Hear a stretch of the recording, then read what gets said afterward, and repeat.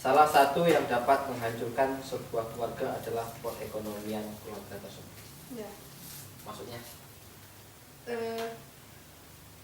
Faktor terbesar hancurnya sebuah keluarga atau terjadinya perceraian atau terjadinya percekcokan itu biasanya karena ekonomi. Karena ketika kan ekonomi ini yang paling utama di dalam keluarga. Jadi ketika nanti dari salah satu misalnya ayah atau ibu kita ini memikirkan ekonominya secara nggak langsung kan emosinya itu kan nggak stabil. Nah itu jadinya kan bisa mengakibatkan akhirnya percekcokan dan bisa akhirnya juga mengakibatkan perceraian, dan itu yang Dinda amati selama ini. Makanya kenapa Dinda pengen kaya dari usia muda pun harus bisa kaya, karena itu tadi biar nanti ketika memang misalnya udah berkeluarga atau bagaimana kan ya udah gitu, nggak ada ekonomi ini nggak dijadikan suatu hambatan. Berarti ekonomi suatu fondasi yang kuat dalam rumah tangga. Salah satu fondasinya kan ekonomi. Itu Dinda menjelaskan masalah hijab. Dinda mengatakan jangan tunggu sadar, karena sadarmu itu cuma sesaat.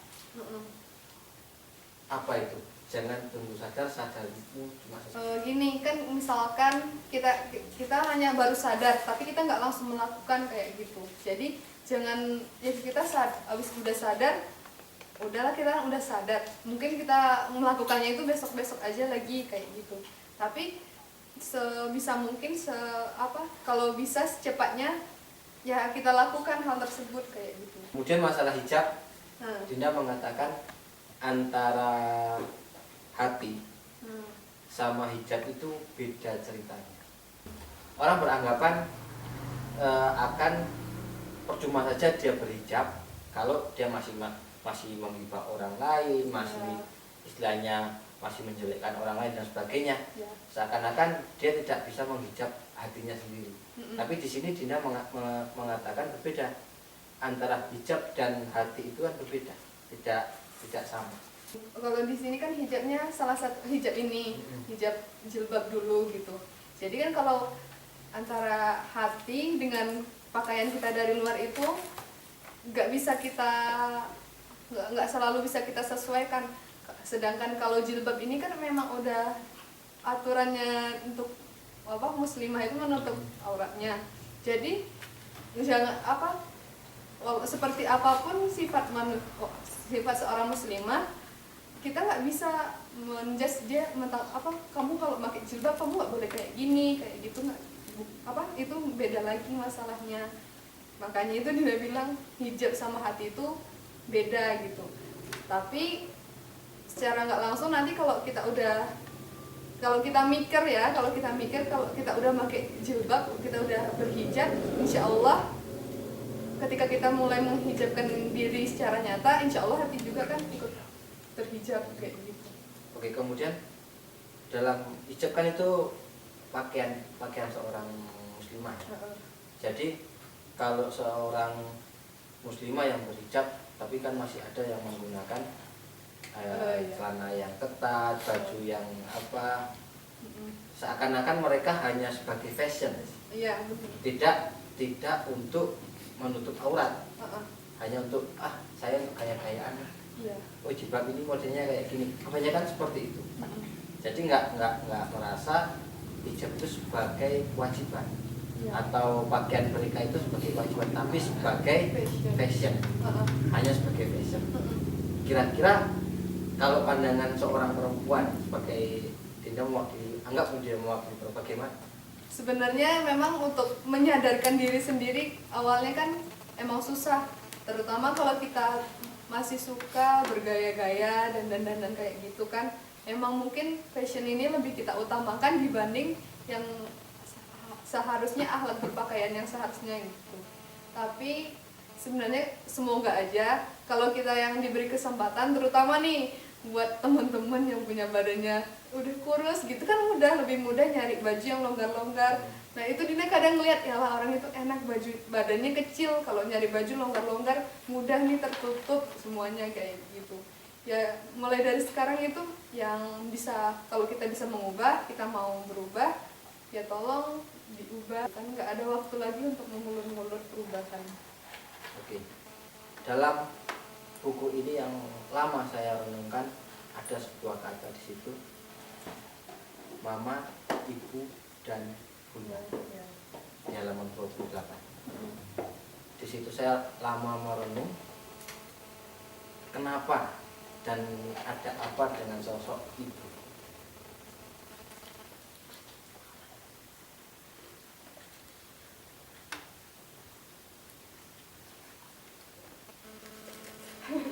Ya, mohon maaf sebelumnya kalau teman-teman yang nonton terganggu.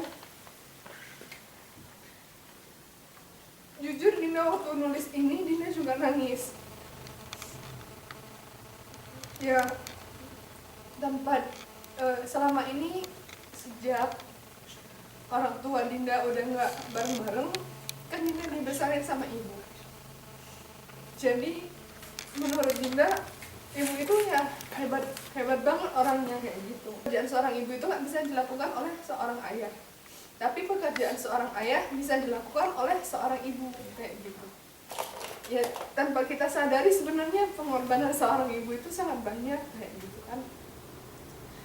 Makanya dari itu sebenarnya kalau dibandingin kita itu mengidolakan seseorang, mengidolakan artis-artis Indonesia atau artis luar itu, sebenarnya kok jauh-jauh sih kita mengidolakan seseorang, padahal ada loh idola yang sesungguhnya idola setelah Rasulullah, setelah sahabat-sahabat dan istrinya, ada seorang ibu yang sebenarnya sangat luar biasa, yang bisa dari dia kita itu mencontoh apa yang bisa, mencontohkan apa perbuatannya, apa usahanya gitu.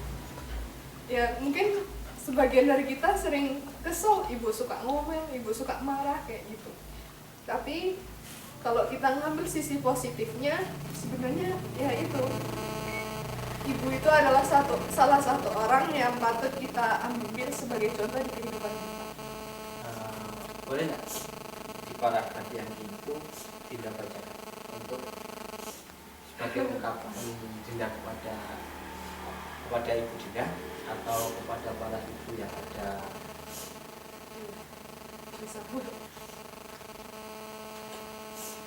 Ada lagi nih seseorang yang bahkan jarang kita pandang, wanita yang paling banyak membuat kita menjadi sedemikian rupa, mengurus kita dan mengajarkan kita tentang kehidupan.